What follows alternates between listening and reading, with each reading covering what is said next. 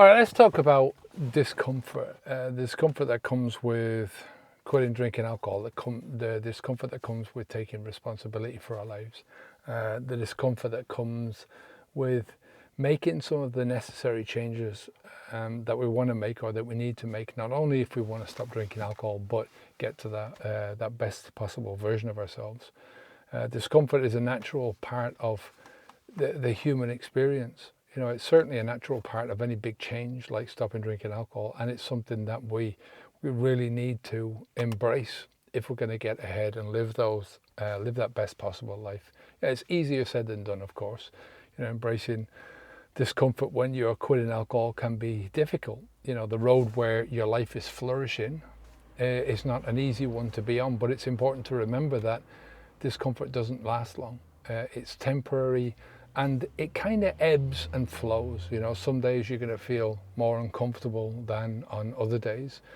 Some days you'll sail through like you're floating on a cloud of good feeling.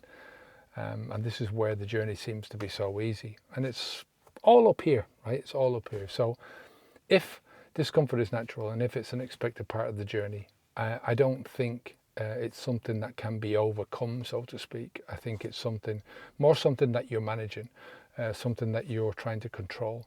And when you look at it that way, I think that's the right way to look at it. Those feelings of discomfort can be moved where we want them to be, where we need them to be. You know, it's where the word motivation comes from, you know, being moved by our own feelings and thoughts.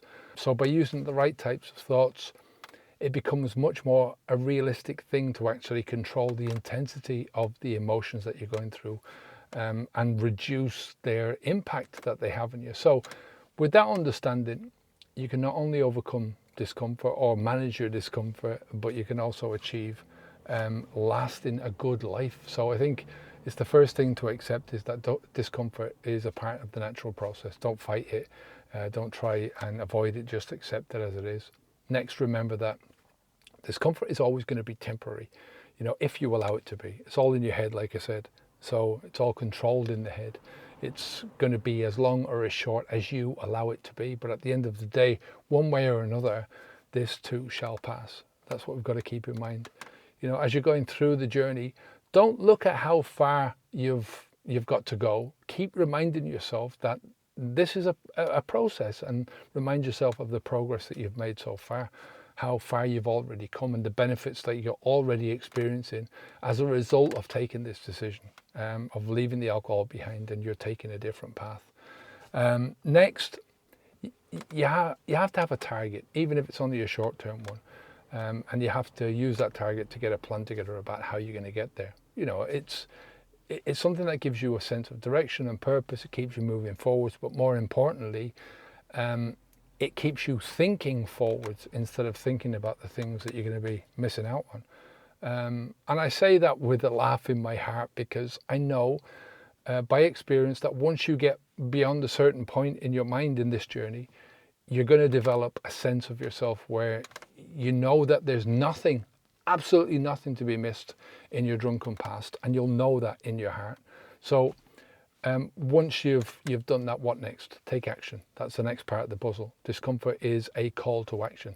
You know, that's the only reason that discomfort is there. It's an internal mechanism for getting you up off your arse and headed away from the thing or the feeling or the place or the person or the thought that is causing you to have that discomfort in the first place, right? And it's vital that you respond to these things, to these calls of discomfort. You know, that's what we're talking about when we're saying personal responsibility. The call to action is the guts of your ability to respond. So there you go. Discomfort as a natural part of the process, moving forwards in life, whether stopping drinking alcohol or making any of the other multiple choices that you're going to make because you've stopped drinking alcohol. By accepting discomfort as a part of your life, understanding that it's temporary, putting together a plan, taking action, you're going to really, really help yourself in the short term and in the long term. You know, having discomfort is not a bad thing, right? It's a state of mind. It's a call for you to do something. And when you push down these calls of action, they don't just go away. You know, they're all still there. They're all still calling in the background. You know, just because you try and drown them out with alcohol doesn't mean that they've gone anywhere. And this is the problem with this type of thinking, right? You get used to that type of thinking. It becomes habitual for you to avoid the discomfort, avoiding these calls to do something. And if you want to have a lasting physical effect on your physical and mental health, you have to start listening to these calls. All right, take care of yourself. If you want a course, we've got a quick course. It's actually something that you can do yourself. It's a few videos that we've lined up down below in the description. We'll see you again. Take care of yourself. Onwards and upwards. Bye now.